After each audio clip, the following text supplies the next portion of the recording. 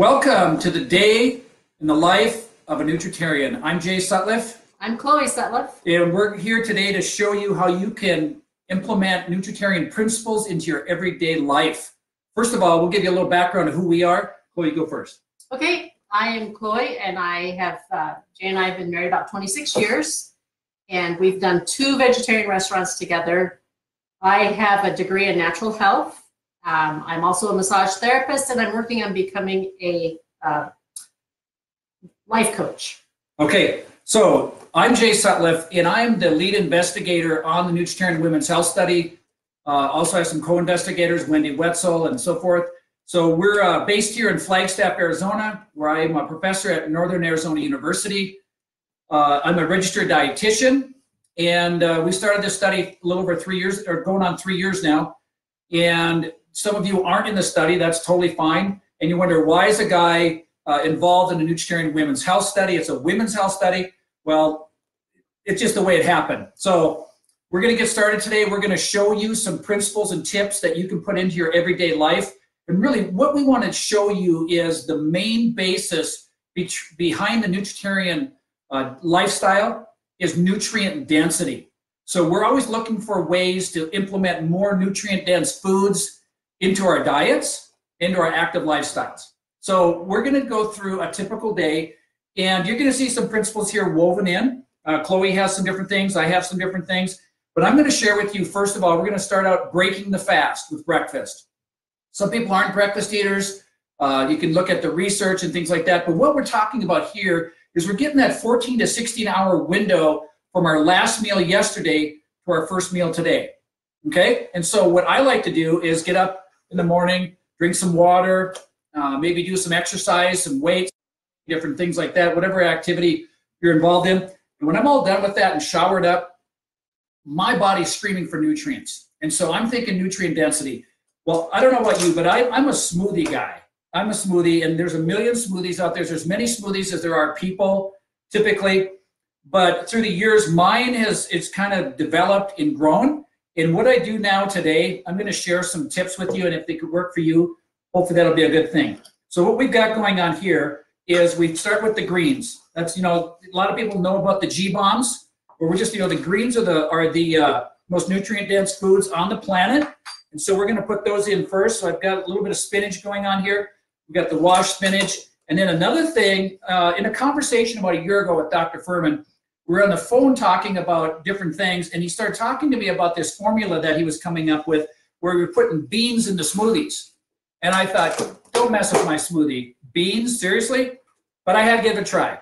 And so right now, for the last year, we've been putting beans in our smoothies. So what we do is we do the greens first, then we put in some beans. And I'm just using the white navy beans here that we cooked up in the pressure cooker earlier this week. So I go with that.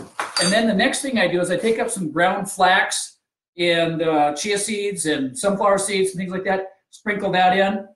And I'm pretty healthy on those servings. And then I'll put a little bit of nut milk in here and just get it going, just to get a little liquid in there.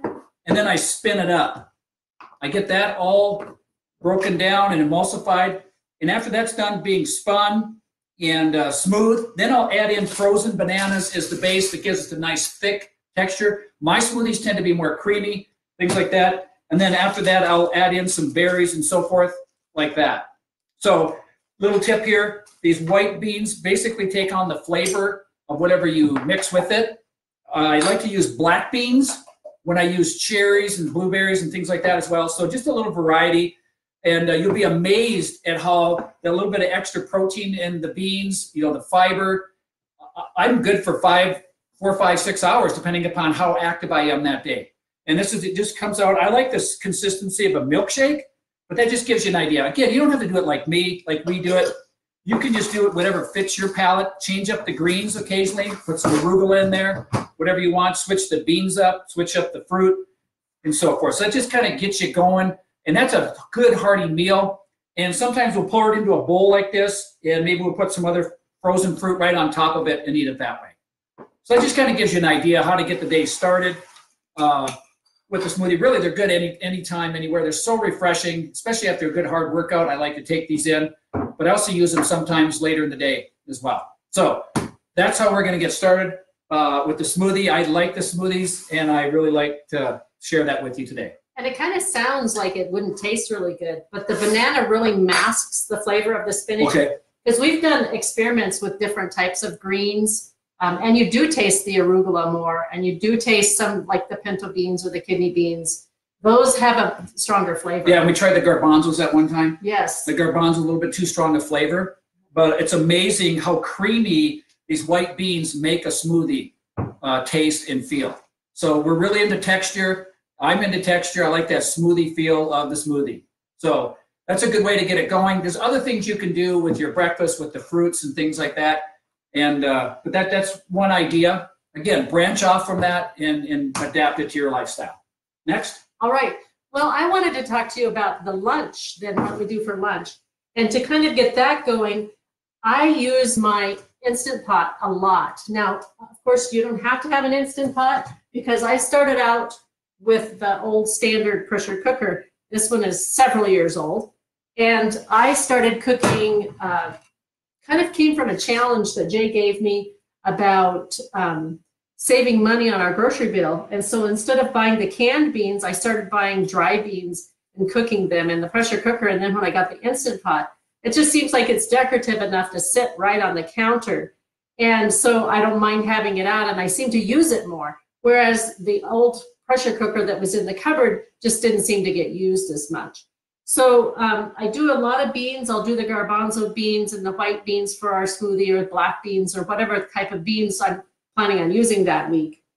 And another thing too, while I'm on the Instant Pot thing, I have learned to do a lot of different things in the Instant Pot. I do my sweet potatoes in the Instant Pot. Now, a big one like this is going to take about 15 minutes in the Instant Pot. But if you put it in the oven, it's going to take even longer than that. It's up to an hour.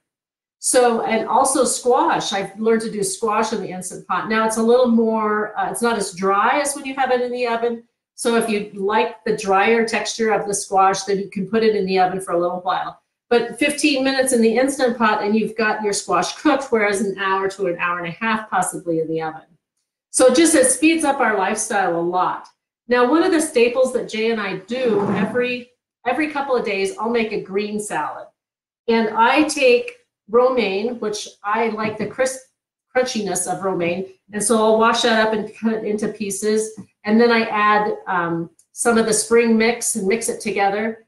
And I honestly never use the salad spinner. I never spin the water off of the lettuce. And I find that what it does is when you set your salad in the refrigerator like this, the water is absorbed and the lettuce is a little more crispy.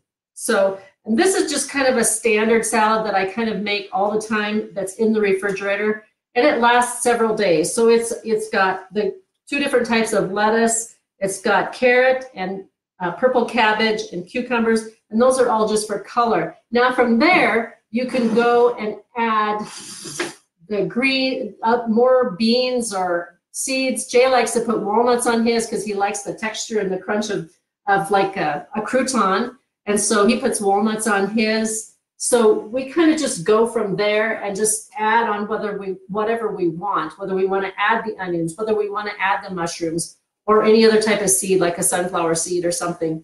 So we build the salad from there, but this basic salad will last several days in the refrigerator. So we kind of start with that. It rarely lasts more than 2 days in our house because remember, one of the principles for the Nutritarian diet is that you want to have an entree-sized green salad on a daily basis. And there's no penalty for having more than one. You could have it twice, okay, or just expand that. So the greens really are the basis of the Nutritarian diet because it's so nutrient dense, the greens, the variety, and those things. So really, we just keep it cellophane over and covered, and we bring that out, and that's always the basis of our second meal of the day.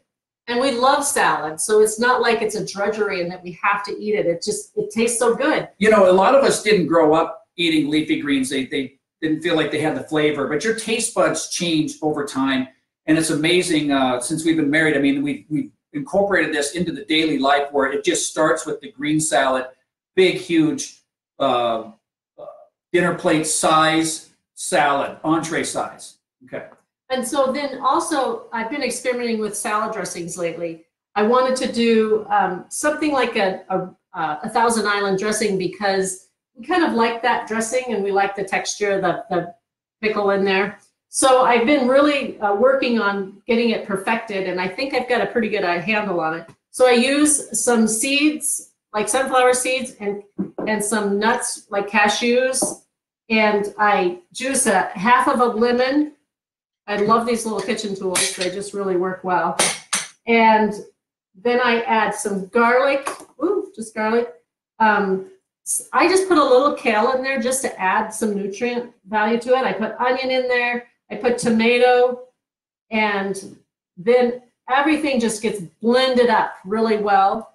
And it comes out kind of a creamy dressing like this. Then after it's done, you can add chopped up pickle or pickle relish, whatever you want to use. The cashews are really the key to making it that creamy flavor, and the sunflower seeds together, yes, blending it on high and just make a nice and creamy dressing. And I've also added the white beans in there too that really add a creamy texture to it too. Plus you get a little more protein.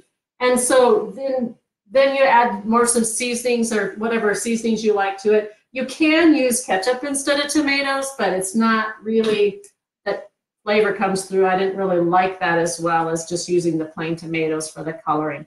Add some paprika, and the garlic really adds a good flavor to it. If you really need to add salt, you can. You don't have to. Just things like that. Going back to the Instant Pot, I've been cooking my brown rice in the Instant Pot and wild rice. We love wild rice, and Jay will talk a little bit more about that later. So that takes about a half an hour in the Instant Pot. I use just the bean setting to cook those up with for that. So okay, good stuff. So some of the principles we're already incorporating here is yeah, obviously the G-BOMBS are a big part of what we do, but it's just nutrient density across the board, getting more nutrients in, and making things basically from scratch, making them a little bit larger quantities so you can have it later in the week. And so we got the greens over here. Now we're going to switch over and we're going to show you a burger recipe that we started with 26 years ago when we got married. We started with a burger recipe, just a veggie burger based on the, and Chloe will go over the recipe here, but now we've kind of tweaked it and brought it up where we're getting all the G-BOMBS into the burger. So it's a G-BOMB burger. Yeah, we had a lot of fun just thinking, hey, how can we make this a G-BOMB? Or what type of foods can we make G-BOMBS? And so we came up with this. And basically this is like making oatmeal. So we start with the same amount of water as oats. You can add any type of leftover you want. So you have leftovers in your refrigerator you want to get rid of. You just put them in the blender, chop them up a little bit, add that to that. I use a lot of beans. We put in about 2 cups of beans into that. So then originally it was just the beans, and we use a tamari or a soy sauce, whichever one we have. There's salsa in here for flavor. Then we started adding different things like, okay, hey, let's try the nuts. Let's try the seeds. We started adding nuts and seeds to it. Then I said, okay, how about spinach? And then Jay says, well, how are we going to make it a total G-BOMB without fruit or a berry in there? So I said, well, why not? Let's just add the berries. So we ended up doing that whole thing. And what I like to do is I'm a big scoop person. After being in the restaurant and getting all the portions the same size, I like to use a scoop. So what I'll do is I will scoop these out onto my cookie sheet. You can see how thick it is.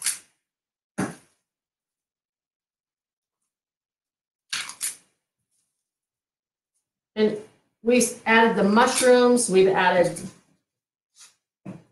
lots of different things. And then I found a burger press that I found too that saran wrap just really works to keep the burger from sticking. So I just put my burger press here.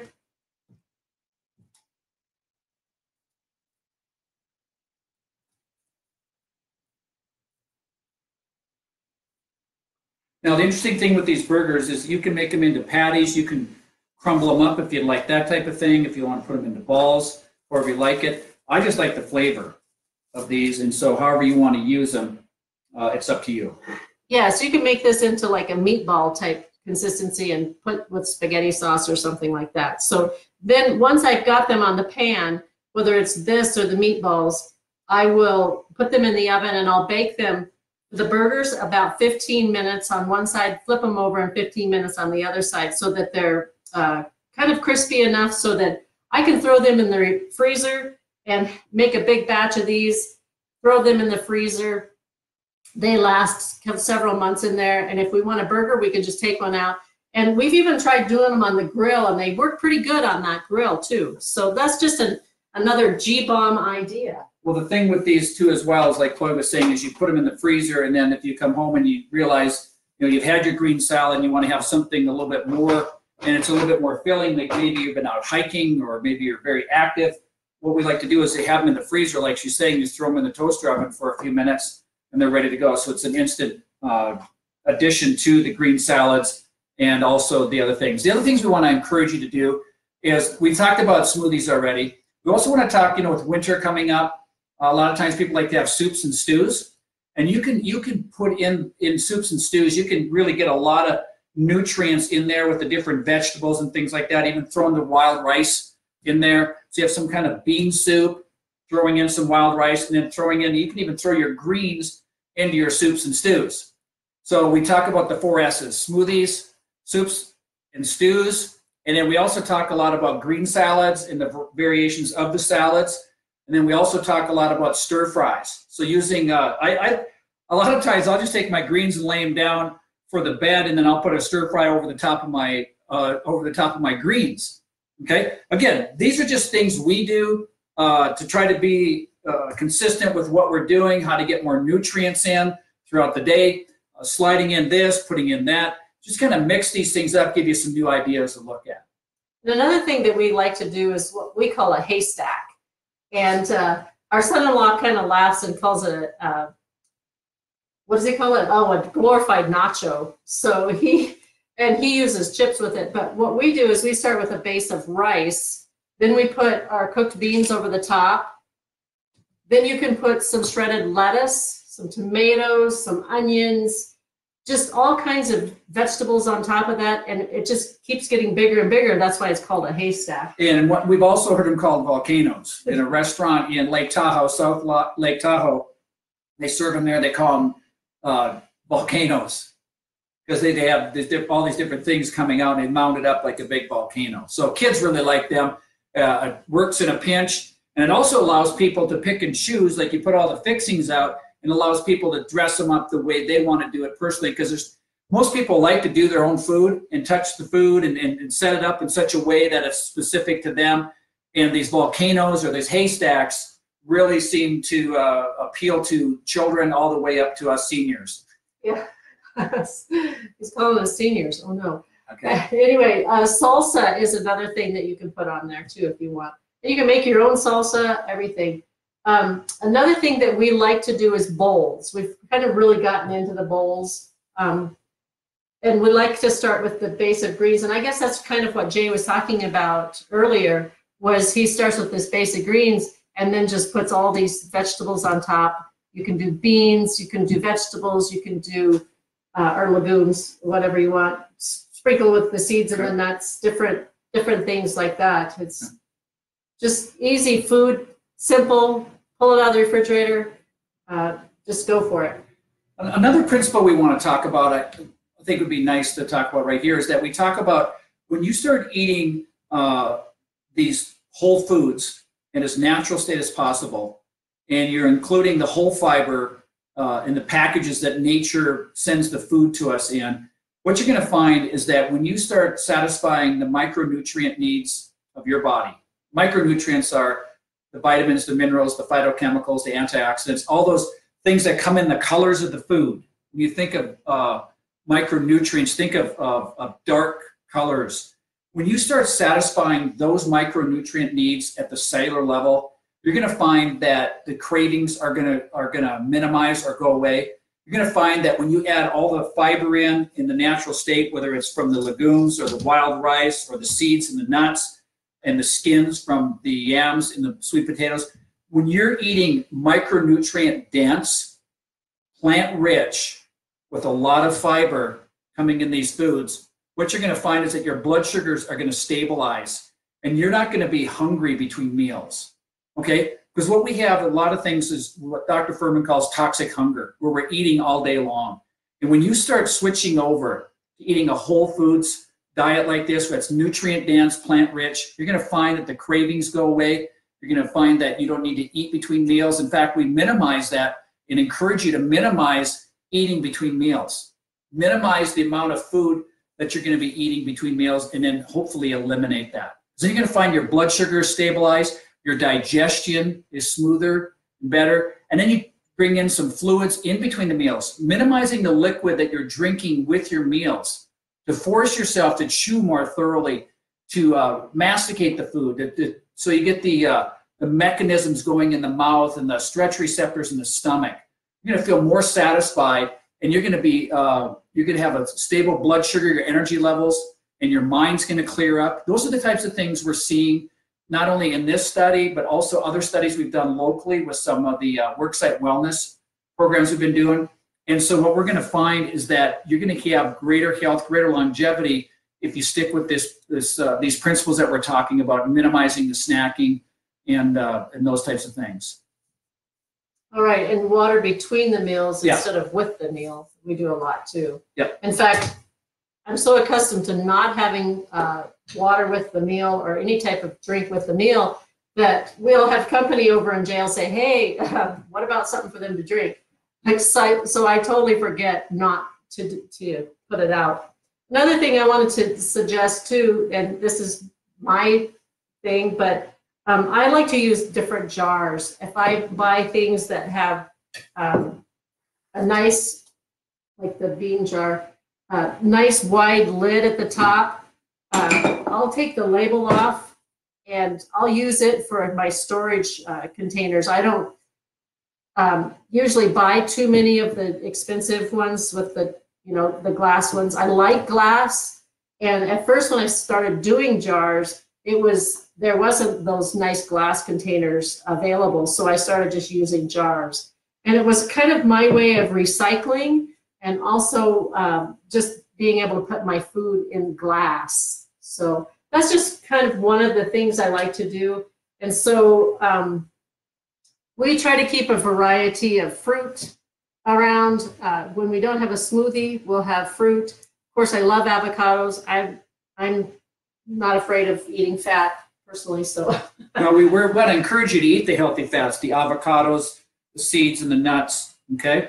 And so those are some of the principles as well. So we're about ready to wrap it up. So if you have any questions, go ahead and comment on there, on the Facebook website there, if you want us to answer any of your questions. Otherwise, we're going to post this when we're done here. We're going to tape it and post it onto our YouTube channel. So we'll send that out as well. But those are some of the principles we wanted to get across to you today while we gave you the day in the life of the Nutritarian. And we're also going to be putting the recipe for the G-BOMB burgers and the 1,000-hour dressing on there as well, so that you'll have those. Put that right on the YouTube channel. Yeah, right on the YouTube channel, so that you'll be able to have those recipes. So that's about all that we're planned on it. But if you have questions, we'd like to. I guess one thing we could say is that we've talked about having men join the group. Right now, we're studying women. Yeah, we're investigating the avenue of maybe having a Nutritarian men's health study, and it's just in the planning stages at this point. But if you have any questions, go ahead and comment on the Facebook, or you can email the study team at our website, www.nau.edu/NWHS. That's the Nutritarian Women's Health Study page at Northern Arizona University. But of course, you don't. That's right. And hopefully, that's another thing, is that we're finding a lot of people, if we can make things more appealing to other family members, so there is more social support and family support for the women in the study, or just women following the Facebook page. The whole idea is to try to make this lifestyle attractive to all walks of life and genders. So that's what we're shooting for. Okay. So I think that's it. We don't have any questions on here right now. So we're going to sign off, and hopefully maybe we'll do another one in the future. If you have ideas about other Facebook Lives you'd like to see, go ahead and send us a message. Yes, that would be great. All right. Nice meeting you all, and have a great day. Okay, Jay and Chloe out. Have a great day.